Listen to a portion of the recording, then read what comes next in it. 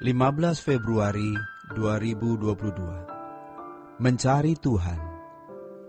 Firman Tuhan mengatakan, "Carilah Tuhan." Apa sebenarnya yang dimaksud dengan mencari Tuhan itu? Mencari Tuhan bukan berarti Tuhan itu hilang dan harus ditemukan.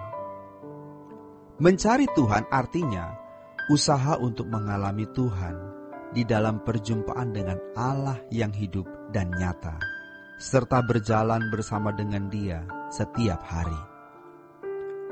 Dalam hal mencari Tuhan, pada dasarnya sama dengan berusaha untuk mengerti apa yang Tuhan kehendaki dan apa yang Tuhan rencanakan untuk kita lakukan dan kita penuhi dalam hidup ini. Tentu kehendak dan rencana Allah dalam hidup masing-masing kita berbeda. Maka, setiap orang harus menemukan apa kehendak Allah dan apa yang Allah rencanakan dalam hidup kita masing-masing untuk kita penuhi. Sejatinya, Tuhan tidak pernah hilang. Ia selalu ada.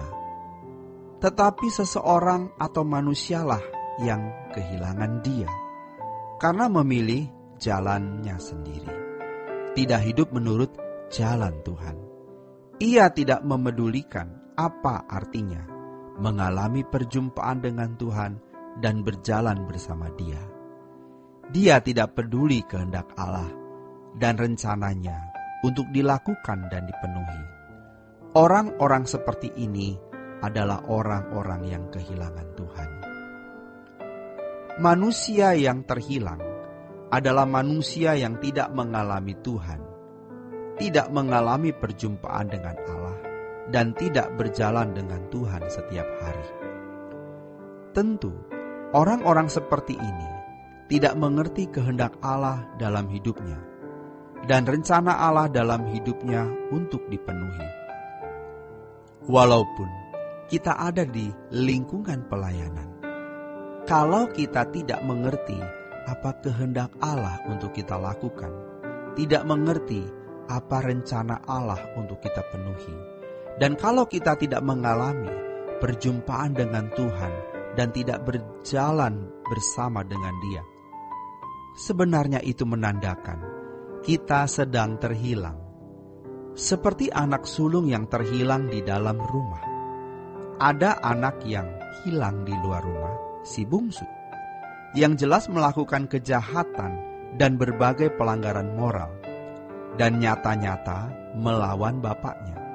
Tetapi si sulung ini sekilas tidak melawan ayahnya. Dia ada di rumah, tetapi ia tidak memiliki kesatuan hati dengan sang ayah. Ia terhilang di dalam rumah. Ketika si bungsu pulang, ayahnya mengadakan pesta dan menyambut meriah untuk anak bungsu yang dipandang telah mati dan hidup kembali. Namun, si sulung tidak mau menerima hal itu. Ia tidak mau masuk rumah. Ia unjuk perasaan. Dan itu mempermalukan ayahnya di depan para tamu yang hadir dalam pesta dan hamba-hamba ayahnya. Secara doktrinal, kita sering mendengar dan kita tahu bahwa bukan manusia yang mencari Allah, melainkan Allah yang mencari manusia. Bisa digambarkan seperti garis dari atas ke bawah, bukan dari bawah ke atas. Allah yang mengutus putranya, Allah yang berinisiatif, berprakarsa menyelamatkan manusia. Tetapi banyak orang tidak menyadari dirinya terhilang. Maka sekarang kita dengan rendah hati, kita mau mempertimbangkan dan memperhitungkan bahwa kita mungkin sedang terhilang. Kapan? Ketika kita melakukan sesuatu di luar kehendak Allah, sehingga kita keluar dari persekutuan dengan Allah. Namun, Roh Kudus pasti mengingatkan, menegur agar kita bertobat, agar kita berbalik kepada Allah.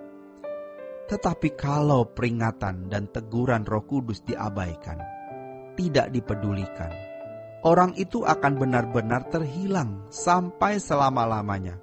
Berbahaya. Setiap kita yang cakap berbicara mengenai Tuhan, bahwa kita sangat berpotensi terhilang, tapi tidak sadar. Sebab kita memiliki banyak alasan untuk membela diri. Itulah sebabnya firman Tuhan mengatakan, carilah Tuhan selama Ia berkenan ditemui. Kalau kita serius mau hidup selalu ada di hadirat Tuhan, kita harus selalu memeriksa diri. Kalau ada sesuatu yang salah, kita langsung minta ampun. Kebiasaan segera memeriksa diri akan membantu kita memiliki naluri hidup bersih.